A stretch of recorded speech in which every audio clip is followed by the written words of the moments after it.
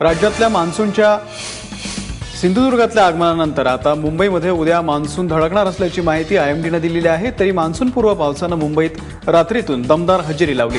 मुंबई शहर, दक्षिण मुंबई, मध्य मुंबईसह उपनगरात सुद्धा पावसानं जोरदार शिडकावा केला। दादर, प्रभादेवी, लालबाग, भायखळा या भागामध्ये रात्री मुसळधार पाऊस झाला, तर विलेपार्ले, अंधेरी, जोगेश्वरी, मालाड, कांदिवली, मीरा रोड या भागांमध्ये सुद्धा पावसानं दमदार हजेरी लावली। तर तिकडे नवी मुंबईमध्ये सुद्धा पावसानं हजेरी लावलेली आहे। रात्रीच्या पावसामुळे मुंबईच्या हवेत एक वेगळाच अनुभव मिळाला। मुंबईतल्या गोरेगाव वेस्टर्न एक्सप्रेस हायवेवरती रात्री 5 जलद गाड्यांचा अनर्थ पाहायला मिळाला। एका गाडीला वाचवण्याच्या प्रयत्नामध्ये या 5ही गाड्यांनी एकमेकांना मागून धडक दिली। सुदैवाने यात कुणीही जखमी झालेलं नाही। बोरिवलीहून अंधेरीकडे जाणाऱ्या इंडिका कारनं इमर्जन्सी ब्रेक लावला, त्यामुळे मागून आलेल्या तवेरा कारनं स्पीडमध्ये असल्या कारणानं इंडिका कारला मागून धडक दिली आणि त्यामागच्या 4 गाड्यांनी एकमेकांना धडक दिल्यानं हा विचित्र अपघात घडलाय। प्रसंगी इमर्जन्सी ब्रेक लावणाऱ्या इंडिका कार चालकानं तिथून वेळीच पळ काढलाय। मुंबईमध्ये मेट्रो 3चं काम जोरदार सुरू असून त्यासाठी 5000 झाडांवरती कुऱ्हाड चालवली जाते आणि आता मेट्रो 3 साठी शेकडो तिवरांच्या झाडांवरती म्हणजेच मँग्रोव्हची कत्तल केली जाणार आहे। मेट्रोच्या कामासाठी धारावी आणि वांद्रे कुर्ला संकुल येथील तिवरांची झाडं तोडण्यास मुंबई उच्च न्यायालयानं मंजुरी दिलेली आहे।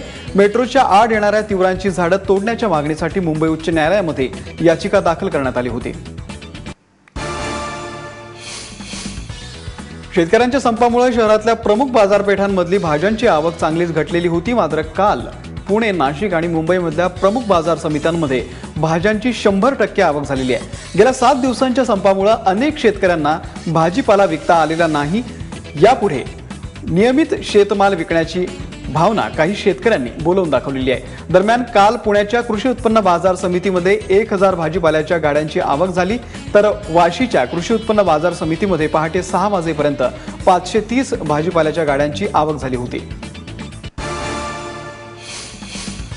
मुंबई सत्र न्यायालयाच्या आवारामध्ये गँगवॉरचं थरार नाट्य पाहायला मिळालं। उदय पाठक नावाच्या आरोपीनं कल्पेश पटेल नावाच्या दुसऱ्या आरोपीवरती धारदार शस्त्रानं हल्ला केला आणि काल दुपारच्या सुमारास सत्र न्यायालयाच्या जुन्या इमारतीच्या दुसऱ्या मजल्यावर ही घटना घडली। दोघांना वेगवेगळ्या केसेसमध्ये कोर्टामध्ये हजर करण्यात आलं होतं। यावेळी लपून आणलेल्या धारदार शस्त्रानं उदय पाठकनं अचानकपणे कल्पेश पटेलवरती वार केला। मात्र उपस्थित पोलिसांनी ताबडतोब दोघांनाही वेगळं करत उदयला ताब्यात घेतला आणि हल्ल्यामध्ये आरोपी कल्पेश पटेल जखमी झाला असून त्याला उपचारासाठी रुग्णालयामध्ये दाखल करण्यात आलाय। मध्य प्रदेशच्या मंदसौरमध्ये राहुल गांधींना पोलिसांनी ताब्यात घेतल्यानंतर काँग्रेस कार्यकर्त्यांनी मुंबईमध्ये आंदोलन केलं। राहुल गांधी मंदसौरमध्ये पीडित कुटुंबांना भेटण्यासाठी गेले असताना पोलिसांनी त्यांना निमजमध्येच ताब्यात घेतलं।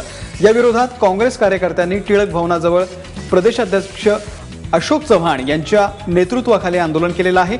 मोदी सरकारची वाटचाल लोकशाहीकडून हुकुमशाहीकडे जात असल्याचं अशोक चव्हाण यांनी म्हटलंय। दरम्यान ठाण्याच्या मासुंदा तलावाजवळ सुद्धा काँग्रेस कार्यकर्त्यांनी मोदींविरोधात घोषणा दिल्या।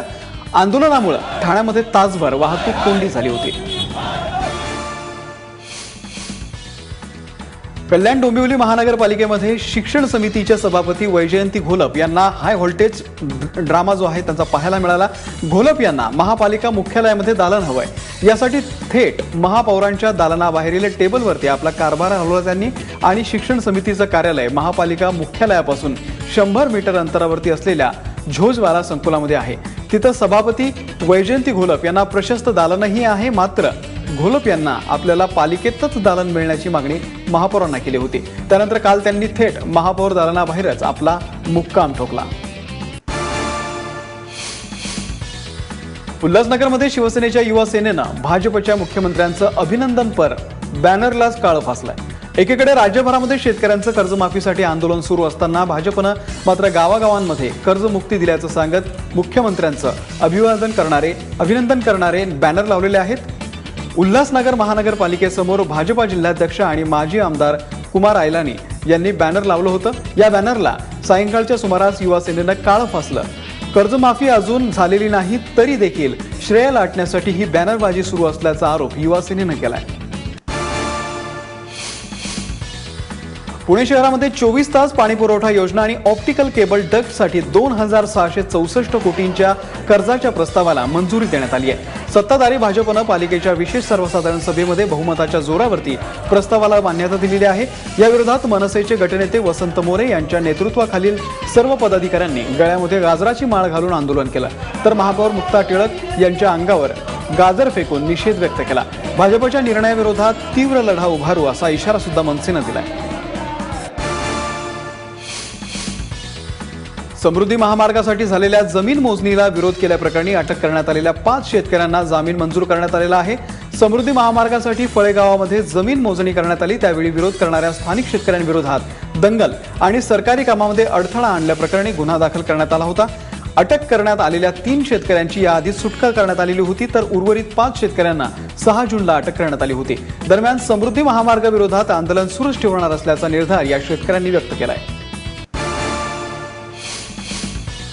ठाणे महानगरपालिकेच्या हद्दीतील नालेसफाईच्या मुद्द्यावरून काँग्रेसनं सत्ताधारी शिवसेना आणि पालिका प्रशासनावरती टीकेची झोड उठवलेली आहे। 85% नालेसफाईची कामं पूर्ण झाल्याचा दावा ठाणे महानगरपालिका प्रशासनानं केलाय। मात्र ठाण्यामध्ये अनेक ठिकाणी नालेसफाईची कामं झालीच नसल्याचा आरोप काँग्रेसनं केलाय। या प्रकरणी काँग्रेसकडून ठाणे महानगरपालिका आयुक्तांना सविस्तर अहवाल सादर करण्यात येणार आहे, अशी माहिती ठाणे काँग्रेसचे अध्यक्ष मनोज शिंदे यांनी दिली आहे। पिंपरीतल्या सखुबाई गवळी उद्यान प्रशासनाच्या हलगर्जीपणामुळे एका मुलाचा मृत्यू झालाय। सखुबाई गवळी उद्यानामध्ये पाण्यानं भरलेल्या खड्ड्यामध्ये 9 वर्षाच्या मुलाचा मृत्यू झाला। संजय जाधव असं या मृत पावलेल्या मुलाचं नाव आहे। तो खेळता खेळता पाण्यानं भरलेल्या खड्ड्यामध्ये पडला। त्याला बाहेर काढेपर्यंत तो बेशुद्ध पडला होता। त्यानंतर त्याला उपचारासाठी रुग्णालयामध्ये आणलं, मात्र डॉक्टरांनी त्याला मृत घोषित केला। उद्यानातील खड्डा लेझर शो तयार करण्यासाठी तयार करण्यात आला होता, मात्र कोणतीही दक्षता न घेतल्यानं मुलाला आपला जीव गमवावा लागलाय।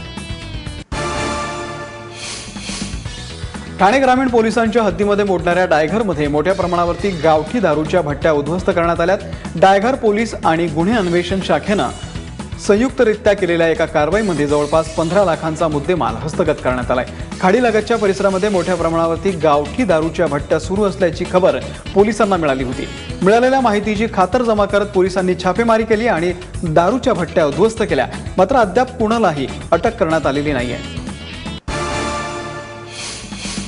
पुढच्या 3 ते 4 महिन्यांमध्ये तुम्हाला विमानाचं तिकीट काढताना आधार कार्ड, पॅन कार्ड आणि पासपोर्ट यापैकी किंवा तत्सम ओळखपत्र सादर करणं अनिवार्य करण्यात येणार आहे। या संदर्भामध्ये केंद्र सरकारच्या तांत्रिक समितीकडून महिनाभरामध्ये श्वेतपत्रिका प्रसिद्ध करण्यात येणार असल्याची माहिती नागरी उड्डाण राज्यमंत्री जयंत सिन्हा यांनी दिली आहे। तिकीट बुकिंग करताना ओळखपत्र सादर केल्यामुळे डिजिटल बोर्डिंग पास देण्याची प्रक्रिया सुरू करणं सुलभ होणार आहे।